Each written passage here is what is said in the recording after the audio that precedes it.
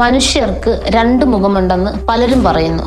ഒരു മുഖം ലോകം കാണാൻ, മറ്റേത് ഇരുട്ടിൽ മാത്രം പ്രത്യക്ഷപ്പെടുന്ന രഹസ്യമുഖം. ഒരു സാധാരണ അധ്യാപകൻ എങ്ങനെ ഇന്ത്യയിലെ ഭീകരനായ സീരിയൽ കില്ലറായി മാറി? അങ്ങനെ ഇരട്ട ജീവിതം നയിച്ച കർണാടകയിൽ നിന്ന് ഇന്ത്യയിലാകെ ഞെട്ടലുണ്ടാക്കിയ ഒരു മനുഷ്യന്റെ കഥയാണ് മോഹൻ കുമാർ വിവേകാനന്ദ, അല്ലെങ്കിൽ സൈനൈഡ് മോഹൻ.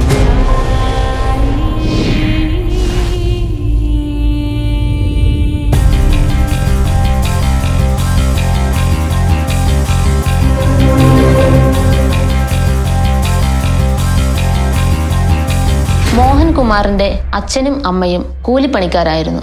പഠനത്തിൽ ശരാശരി, പക്ഷെ സ്വഭാവത്തിൽ നിശബ്ദനും ശാന്തനുമായിരുന്നു. അവൻ പിന്നീട് ഒരു സർക്കാർ പ്രൈമറി സ്കൂളിൽ അധ്യാപകനായി. കുട്ടികൾക്ക് പാഠം പറഞ്ഞും ശാന്തമായ ജീവിതം നയിച്ചും അവൻ പലരുടെയും കണ്ണിൽ സദാചാര അധ്യാപകനായി തോന്നി. ചിരിച്ചും സാന്ത്വനത്തോടെയും കുട്ടികളെ പഠിപ്പിച്ചുവെന്ന് എല്ലാവരും ഓർക്കും. വർഷങ്ങൾ കടന്നുപോയി. മോഹൻകുമാറിന്റെ അധ്യാപക ജോലിയും നഷ്ടപ്പെട്ടു. തൊഴിലില്ലാത്ത അവസ്ഥയിൽ അവന്റെ വിവാഹ ജീവിതത്തിലും പ്രശ്നങ്ങളുണ്ടായി. അവന്റെ ജീവിതത്തിൽ ഉണ്ടാകുന്ന എല്ലാ തകർച്ചകളുടെയും ഫലമായി മോഹന്റെ ഉള്ളിൽ ഒരു ഭീകരമായ ആശയം ജനിച്ചു. പക്ഷേ അത് നമ്മൾ ചിന്തിക്കുന്നതിലും അപ്പുറമായിരുന്നു. 2003 മോഹൻ തന്റെ ഇരകളെ തിരഞ്ഞെടുക്കാൻ തുടങ്ങി. അവൻ ലക്ഷ്യമിട്ടത് കൂടുതലും വിവാഹം കഴിക്കാത്തതും സാമ്പത്തികമായി ബലഹീനവുമായ യുവതികളെയായിരുന്നു. അവരെ സമീപിക്കുമ്പോൾ മോഹൻ തന്റെ വ്യാജനാമങ്ങൾ ഉപയോഗിച്ച് "ഞാൻ വിവാഹം കഴിക്കാം, സ്ത്രീധനം ഒന്നും വേണ്ട" എന്ന് പറഞ്ഞ് അവരുടെ വിശ്വാസം നേടി. വിഭിന്ന മതങ്ങളിലുള്ളതും പലവിധ പദവികളിലുള്ളതുമായ കുറേയേറെ സ്ത്രീകളെ നഗരങ്ങളിലേക്കും ക്ഷേത്രങ്ങളിലേക്കും കൂട്ടിക്കൊണ്ടുപോകും. എല്ലാ ചടങ്ങും കഴിഞ്ഞ് അടുത്ത് എവിടെയെങ്കിലും ലോഡ്ജിൽ മുറിയെടുത്ത് അവന്റെ കാര്യങ്ങൾ കഴിഞ്ഞാൽ അവൻ പറയുമായിരുന്നു, "ഇത് ഗർഭം തടയാനുള്ള ഗുളികയാണ്, ഇത് കഴിച്ചാൽ മതി, വേറെ പ്രശ്നങ്ങളൊന്നും ഉണ്ടാകില്ല" എന്ന് പറഞ്ഞ് അവൻ അവർക്ക് കൊടുത്തത് സൈനൈഡ് ഗുളികയായിരുന്നു. സ്ത്രീകൾ അത് കഴിച്ചാൽ മിനിറ്റുകൾക്കുള്ളിൽ കുഴഞ്ഞു വീഴും. മരണം നിശബ്ദമായി അവരെ വേട്ടയാടും. ചിലർ ബസ് സ്റ്റാൻഡിലെ ടോയ്ലറ്റിൽ, ചിലർ ലോഡ്ജ് റൂമിൽ. എല്ലായിടത്തും ഒരേ രീതിയിലുള്ള മരണം. മോഹൻ അവന്റെ കാര്യം നേടിക്കഴിഞ്ഞാൽ അവളുടെ ആഭരണങ്ങൾ എടുത്ത് സ്ഥലത്തു നിന്ന് രക്ഷപ്പെടും. അടുത്ത ഇരയെ തേടി അവന്റെ യാത്ര തുടരും. 2003 മുതൽ 2009 വരെ ഇങ്ങനെ 20ഓളം സ്ത്രീകളെയാണ് അവൻ കൊന്നു തള്ളിയത്.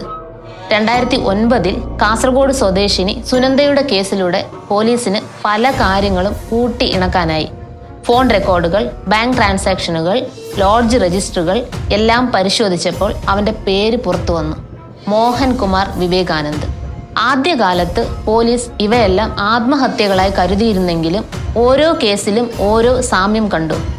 സ്ത്രീകൾ മരിക്കുന്നതിന് മുമ്പ് ഒരേ തരത്തിലുള്ള ഗുളിക കഴിച്ചിരിക്കുന്നു.